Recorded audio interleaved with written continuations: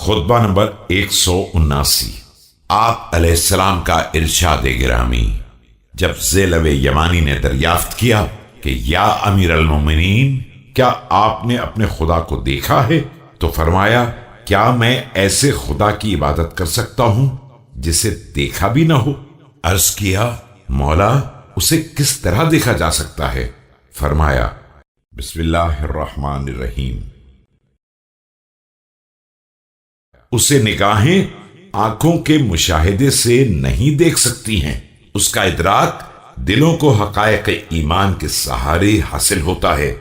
وہ اشیاء سے قریب ہے لیکن جسمانی اتصال کی بنا پر نہیں، وہ دور بھی ہے لیکن علیحدگی کی بنیاد پر نہیں۔